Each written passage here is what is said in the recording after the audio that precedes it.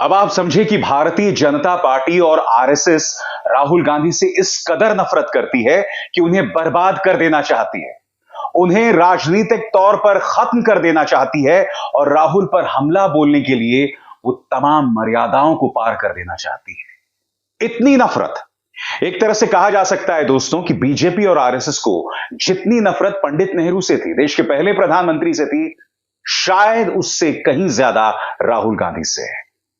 और आज मैं ऐसा क्यों बोल रहा हूं, गौर कीजिएगा, क्योंकि राहुल गांधी ने आज कांग्रेस युवाओं को संबोधित करते हुए एक बहुत बड़ी बात बोल दी। उनकी शब्दावली पर गौर कीजिएगा, क्योंकि उनकी यह शब्दावली राहुल का अपना फ्रस्ट्रेशन, उनकी नाराजगी बतलाती है। बीजेपी और आरएसएस जिस तरह की सियासत इस देश में कर रही है, बकौल राहुल गांधी बीजेपी और आरएसएस इस देश को जला देंगे। गौर कीजिएगा इस शब्द पर, देश को जला देंगे। इसके मायनों को आप समझते हैं?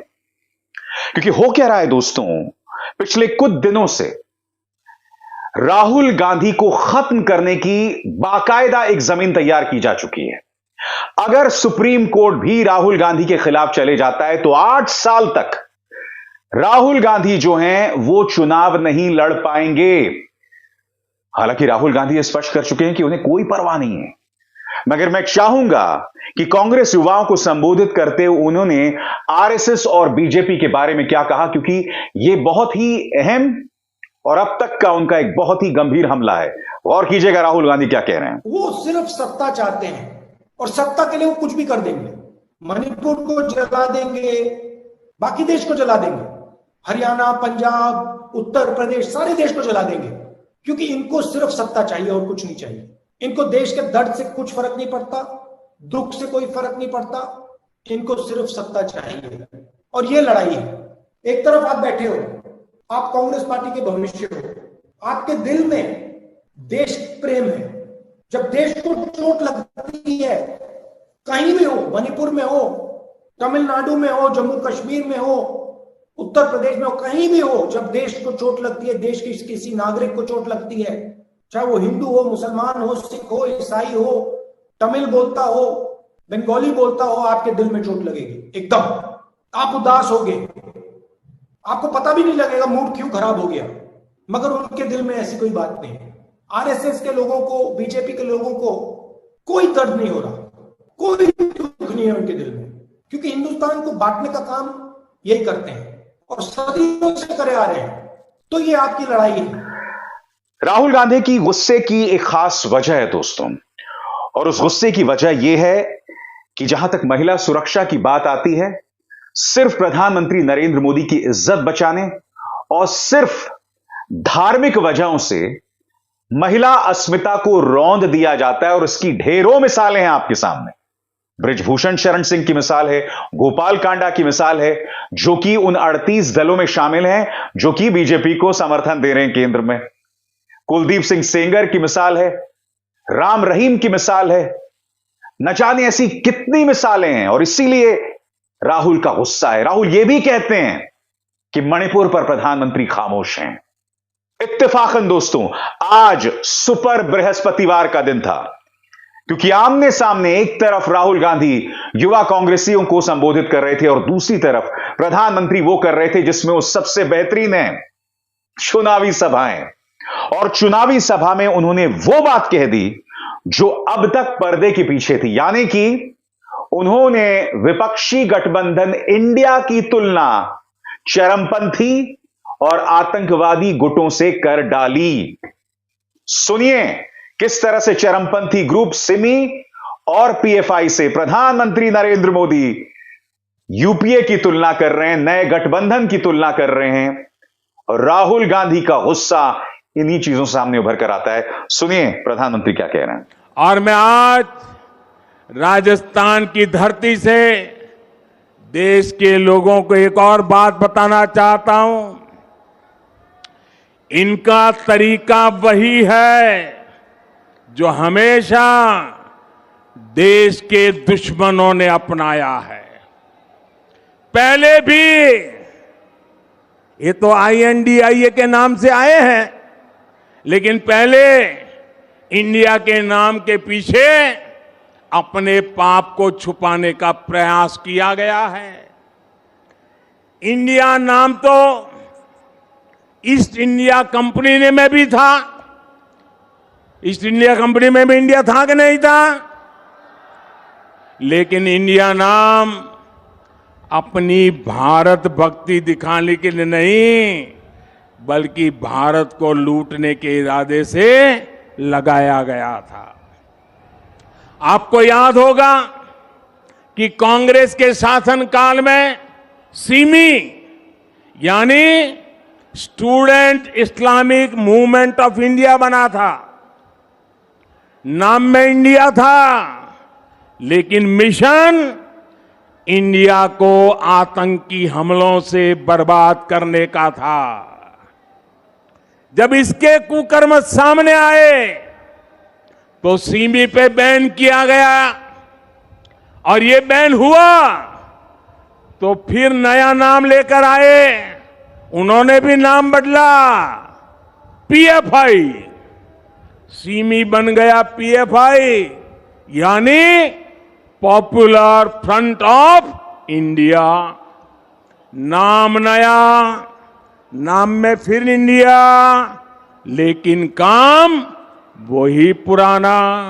राहुल गांधी इसलिए नाराज हैं कि प्रधानमंत्री नरेंद्र मोदी को सिर्फ सियासत करनी थी, इसलिए उन्होंने इंडिया को गाली दे दी।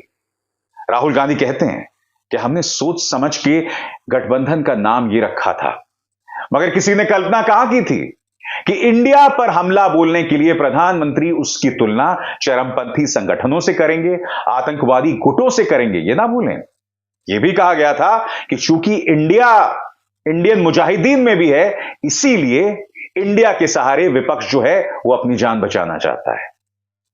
राहुल गांधी नाराज हैं, क्या बोल रहे हैं आइए सुनते हैं। ऑपोजिशन अलायंस ने बहुत सुंदर नाम चुना जो हमारे दिल से निकला, इंडिया। हम इंडिया हैं, और जैसे ही हमने नाम लिया उसी इंडिया को नरेंद्र मोदी जी ने गाली देनी शुरू कर दी। उन्होंने ये भी नहीं सोचा कि मैं इस पवित्र शब्द हिंदुस्तान को गाली दे रहा हूं।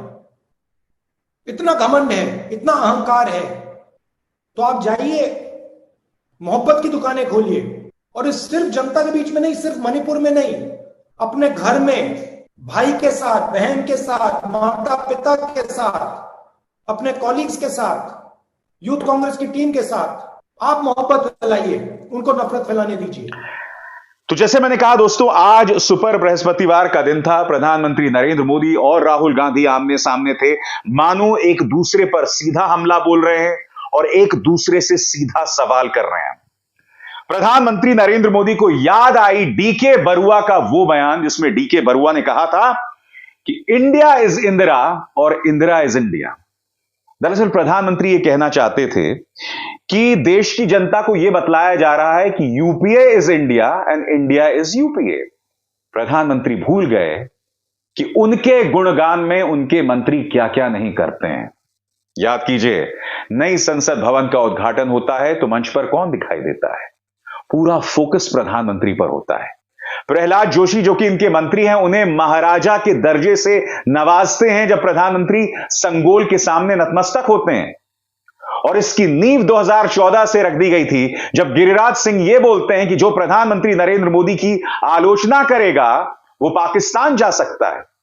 प्रधानमंत्री नरेंद्र मोदी की आलोचना, उनसे सवाल करना पत्रकारों के लिए, सामाजिक कार्यकर्ताओं के लिए एक नासूर से कम नहीं रह गया है। जो पत्रकार उनसे सवाल करते हैं उनके लिए हालात मुश्किल कर दिए जाते हैं। समाज सेवी 4-4 साल से जेल में हैं, उन्हें छोड़ा नहीं जा रहा है। और ऐसे में प्रधानमंत्री याद दिलाते हैं डीके बरुआ और उनके बयान की। सुनिए वो क्या कह रहे हैं। एक बार इन्होंने नारा दिया था, Indira is India, India is Indira, और तब देश की जनता ने उनका हिसाब चुकता कर दिया था, चुन चुन करके साफ कर दिया था, उखाड़ फेंका था उन लोगों को। अहंकार से भरे हुए इन लोगों ने फिर वही पाप दोहराया है। ये सुधरने को तैयार नहीं है। ये लोग कह रहे हैं UPA is India, India is UPA. तो एक तरह से कहा जा सकता है कि प्रधानमंत्री नरेंद्र मोदी का हर बयान उनको कॉन्ट्रडिक्ट कर रहा है, हर बयान विरोधाभासी है। जब वो इंदिरा गांधी की बात करते हैं कि किस तरह से इंदिरा गांधी के युग में India is Indira, Indira is India बताया जा रहा था, तो आज क्या हो रहा है प्रधानमंत्री, मुझे बताइए ना। जब आप रेड कारपेट पर चलते हैं, याद कीजिए मंडपम का उद्घाटन करने, भारत मंडपम का उद्घाटन करने जब आप गए थे, तो आप रेड कारपेट पर चल रहे थे, दूर दूर तक आपके सामने कोई नहीं होता है, आपके और कैमरे के बीच कोई नहीं आ सकता है, बड़े बड़े मंत्रियों को जलील कर दिया जाता है, मार्क जकरबर्ग को जलील कर दिया जाता है, जेपी नड्डा को धक्का दे दिया जाता है। और ये धक्का कौन देता है? देश के गृह मंत्री अमित शाह धक्का देते हैं। तो जब आप ये कहते हैं और आलोचना करते हैं पूर्व प्रधानमंत्री इंदिरा गांधी की, तो मेरी आपसे गुजारिश है कि आपके आसपास क्या हो रहा है प्रधानमंत्री, उस पर भी तो निगाह डालिए। बहरहाल राहुल गांधी का हमला जारी रहा। राहुल गांधी ने क्या कहा आपके स्क्रीन पर? प्रधानमंत्री नरेंद्र मोदी जी मणिपुर के लिए क्या कर रहे हैं? वे मणिपुर के बारे में कुछ बोल क्यों नहीं रहे हैं?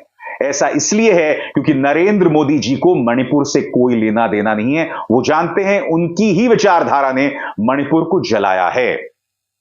राहुल गांधी की इस बात में वजन दो कारणों से। पहली बात याद कीजिए, बीजेपी का वो विधायक जो खुद कह रहा था, क्या कह रहा था? कि वहां की बीजेपी सरकार हिंसा में शामिल है। ये मेरे शब्द या किसी कांग्रेस नेता के शब्द नहीं है, बीजेपी के इस विधायक के शब्द हैं। और बात वहां नहीं रुकती है। प्रधानमंत्री नरेंद्र मोदी वहां के मुख्यमंत्री बीरेंद्र सिंह पर कोई कार्रवाई नहीं करते हैं। मणिपुर पर बोलते हैं तो सतही बात करते हैं। यही नहीं, याद कीजिए जिन दो लड़कियों को नंगा घुमाया गया था और बाद में उनके परिवार के 2 सदस्यों को मौत के घाट उतार दिया गया था, जानते हैं वो क्या बोल रहे थे? वो ये बोल रही थी कि पुलिस ने ही हमें भीड़ के हवाले किया। ये तमाम सवाल क्या मीडिया कभी भी भाजपा से करती है? इसीलिए अगर आज की तारीख में राहुल गांधी ये बात कह रहे हैं तो उस बात में वजन है, और इस बात से प्रधानमंत्री नरेंद्र मोदी जो हैं वो मुंह नहीं मोड़ सकते। आप जानते हैं मुझे सबसे हास्यास्पद बात लगी जब प्रधानमंत्री नरेंद्र मोदी भारत छोड़ो आंदोलन की बात करने लगे। अब विपक्ष पर हमला बोलना है तो उन्हें एक नारा देना था कि भ्रष्टाचार भारत छोड़ो। अब उन्होंने ये बात सीकर राजस्थान में कही जरूर, मगर जैसे मैंने कहा ना, प्रधानमंत्री ने सीकर राजस्थान में जो जो कहा वो सब विरोधाभासी था। मैं अभी आपको मिसाल दे चुका हूं, एक नहीं दो मिसाल, अब तीसरी मिसाल आपके सामने। सबसे पहले सुनिए प्रधानमंत्री भारत छोड़ो आंदोलन के बारे में क्या कह रहे हैं, फिर मैं उसकी चर्चा करता हूं। सुनिए। वो क्या नारा था? महात्मा गांधी ने नारा दिया था, क्विट इंडिया, अंग्रेजों इंडिया छोड़ो, अंग्रेजों इंडिया छोड़ो। और अंग्रेजों को देश छोड़कर जाना पड़ा था। वैसे ही आज हम समृद्ध भारत बनाने का संकल्प लेकर चले हैं। जैसे गांधी जी ने क्विट इंडिया का मंत्र दिया था, वैसे ही आज का मंत्र है भ्रष्टाचार क्विट इंडिया। प्रधानमंत्री बताइए मुझे, भारत छोड़ो आंदोलन जब हुआ था तब आपके वैचारिक पूर्वज कहां थे? और जब मैं वैचारिक पूर्वज की बात कर रहा हूं तो मैं हिंदू महासभा, आरएसएस सब की बात कर रहा हूं। बताइए कहां थे वो? क्योंकि मैं आपको याद दिलाना चाहूंगा कि भारत छोड़ो आंदोलन का विरोध 2 संस्थाओं ने किया था, आरएसएस यानी और उससे जुड़ी हिंदू महासभा, और दूसरा मुस्लिम लीग। वो मुस्लिम लीग जिसने बाद में पाकिस्तान के जन्म में एक बड़ा किरदार निभाया। और वहां बात नहीं रुकती है, सिंध और बंगाल में 2 राज्यों में मुस्लिम लीग और आरएसएस मिलकर सरकार बनाती हैं। जिन श्यामा प्रसाद मुखर्जी को सिर पर या कंधे पर बिठाती है भारतीय जनता पार्टी, वही श्यामा प्रसाद मुखर्जी उस सरकार में शामिल होते हैं। मैं प्रधानमंत्री आपसे समझना चाहता हूं, आप ये बात क्या कह गए? आप महात्मा गांधी की बात कर रहे थे, जिनकी विचारधारा से आपकी पॉलिटिकल पार्टी का कोई नाता नहीं है। आए दिन आपके पार्टी के नेता महात्मा गांधी की बेइज्जती करते रहते हैं, गोडसे का महिमा मंडन करते रहते हैं, जो उनका हत्यारा था और इस देश का पहला आतंकवादी। आप महात्मा गांधी और भारत छोड़ो आंदोलन की बात कर रहे हैं, क्योंकि वो भारत छोड़ो आंदोलन आरएसएस, जनसंघ और बीजेपी को लगातार आईना दिखाता रहता है। आरएसएस को इसलिए भी आईना दिखाया जाता है क्योंकि 52 साल तक आरएसएस ने अपने मुख्यालय में भारतीय तिरंगा नहीं फहराया था। इसीलिए जब आप हमारे स्वतंत्रता संग्राम के जो तमाम प्रतीक हैं उसकी बात करते हैं प्रधानमंत्री, तो वो बात बिल्कुल भी हजम नहीं होती। राहुल गांधी ने अपने युवा कांग्रेसियों से यह भी कही कि इस दौर में नफरतें फैलाई जाएंगी और इस नफरत का जवाब सिर्फ मोहब्बत से दिया जा सकता है। सुनिए राहुल क्या कह रहे हैं। भारत जोड़ो यात्रा में बहुत अच्छा नारा निकला, नफरत के बाजार में मोहब्बत की दुकान खोलनी है, यही आपका काम है और कुछ बोलने की जरूरत नहीं है। मणिपुर में इन्होंने नफरत की बाजार खोली, चलिए हम जाके मोहब्बत की दुकान खोलते हैं। जहां भी ये नफरत फैलाते हैं वहां आप जाके मोहब्बत की दुकान खोलिए। दोस्तों, तो मुकाबला बराबरी का नहीं है, क्योंकि राहुल गांधी जो बात कहेंगे उनकी हर बात की आलोचना की जाएगी। मैं आपके सामने जो मुद्दे रख रहा हूं तथ्यों के साथ रख रहा हूं। प्रधानमंत्री नरेंद्र मोदी जो बात कहते हैं उनकी बातों का विश्लेषण नहीं होता। वो जो दावे करते हैं उनकी सत्यता की कभी जांच मुख्यधारा का मीडिया नहीं करता है। मगर दूसरी तरफ राहुल गांधी जो कि एक विपक्ष के नेता हैं और इस लोकतंत्र में उनकी जरूरत है, विपक्ष की जरूरत है, उसी विपक्ष को क्रिमिनलाइज किया जा रहा है, उसे अपराधी, आतंकवादी, अराजक, अर्बन नक्सल जैसे शब्दों से नवाजा जाता है। जो भी विरोध के लिए आता है उसके लिए यही शब्दों का इस्तेमाल होता है, चाहे वो शाहीन बाग हो, चाहे वो किसान हो। यह इनकी सोच है। क्योंकि देखिए, अगर सिर्फ इत्तेफाक होता, यानी कि अगर बीजेपी सिर्फ राहुल गांधी और विपक्ष के लिए इस बात का, इन शब्दों का इस्तेमाल कर रही होती, आतंकवादी, नक्सल, अराजक, तो बात समझ आती।